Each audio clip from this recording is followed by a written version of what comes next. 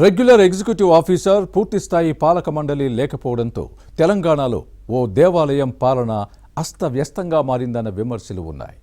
కార్యనిర్వహణ అధికారుల నియామకం వివాదాల పుట్టగా తయారైంది. రెగ్యులర్ ఈవో పూర్తిస్థాయి పాలక మండలి లేకపోవడంతో ఆలయ అభివృద్ధి పనులు ముందుకు సాగడం లేదన్న విమర్శలు లేకపోలేదు.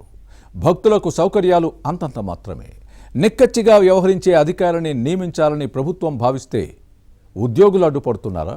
నిబంధనలకు అనుగుణంగా పనిచేసే ఆఫీసర్ వస్తే తమ ఆటలు సాగవని సిబ్బంది భావిస్తున్నారా? ప్రజాప్రతినిధుల్ని పట్టుకొని అలాంటి వారు రాకుండా చేసేస్తున్నారా? ఇంతకీ ఏ ఆలయంలో ఇలాంటి పరిస్థితి ఉంది? ఈ స్టోరీలో చూద్దాం. సిద్దిపేట జిల్లా కొమరవెల్లి మల్లన్న ఆలయం తెలంగాణలో ప్రముఖ పుణ్యక్షేత్రం. కీలక నిర్ణయాలు తీసుకోవాల్సిన రెగ్యులర్ ఎగ్జిక్యూటివ్ ఆఫీసర్లు ఉండడం లేదు. ఇన్ఛార్జీల ఏలుబడిలో ఇక్కడ పాలన అస్తవ్యస్తంగా మారింది. ఏడాదిన్నరలో 4 ఇన్ఛార్జ్ ఈవోలు మారడంతో ఆలయ అభివృద్ధి పనులకు ఆటంకం కలుగుతోంది.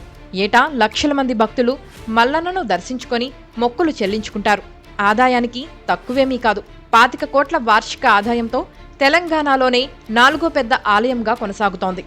రెగ్యులర్ ఈవో లేకపోవడం, ఇన్ఛార్జీలతో పాటు పదవి విరమణ వయసు దగ్గర పడిన వారిని నియమిస్తున్న క్రమంలో ఇక్కడ పాలన గాడి తప్పుతోంది. మరోసారి ప్రభుత్వం తాత్కాలిక ఈవో నియమించడం చర్చనీయాంశంగా మారింది. ఒకరి తర్వాత మరొకరు ఈవోలుగా వస్తున్నా మల్లన్న ఆలయ పరిస్థితులను చక్కదిద్దలేకపోతున్నారు. కొన్ని నెలలు ఉండిపోయేదానికి ఇక్కడి వ్యవహారాల్లో తలదూర్చి లేనిపోని తలనొప్పులు తెచ్చుకోవడం ఎందుకని ఎవరికి వారు మిన్నకుండిపోవడం రివాజుగా మారింది. దీంతో ఆలయ అభివృద్ధి ఎక్కడ వేసిన గొంగడి అక్కడే అన్న చందంగా తయారైంది. కాంగ్రెస్ ప్రభుత్వం అధికారంలోకి వచ్చేనాటికి ఆలయ ఈవోగా ఆలూరి బాలాజీ ఉండేవారు. 2024 డిసెంబర్ 31న పదవి విరమణ చేశారు. ఆ తర్వాత కె రామాంజనేయులు బాధ్యతలు స్వీకరించారు. కానీ కేవలం 3 నెలల్లోనే మరో ఆలయానికి బదిలీ అయ్యారు. అనంతరం ఈవోగా పనిచేసిన అన్నపూర్ణ 6 నెలల్లో ఉద్యోగ విరమణ చేశారు. అనంతరం అంజనీదేవిని ఇక్కడ ఈవోగా ప్రభుత్వం నియమించింది. బాధ్యతలు తీసుకోవడానికి కొమరవెల్లి వచ్చిన తర్వాత బాసరకు బదిలీ చేయడంతో విధుల్లో చేరకుండానే వెనుతిరగాల్సి వచ్చింది. ఇలాంటి పరిస్థితుల్లో ఆలయ పాలనను సరిగ్గా పట్టించుకునే దిక్కు లేకుండా పోతోంది. దేవాదాయ శాఖ కమిషనర్ కార్యాలయంలో విధులు నిర్వహించిన టంకసాల వెంకటేష్ను కొమరవెల్లి మల్లన్న ఆలయ ఈవోగా నియమించింది. ఈ ఏడాది ఫిబ్రవరి 28న పదవి విరమణ చేశారు. ఆ తర్వాత హైదరాబాద్ దేవాదాయ ధర్మాదాయ శాఖ డిప్యూటీ కమిషనర్ కృష్ణప్రసాద్ మల్లన్న ఆలయ ఇన్ఛార్జ్ ఈవోగా వచ్చారు. కానీ హైదరాబాద్ కమిషనరేట్ నుంచి వారంలో 2 రోజులు ఇక్కడికి వచ్చి వెళ్లేవారు.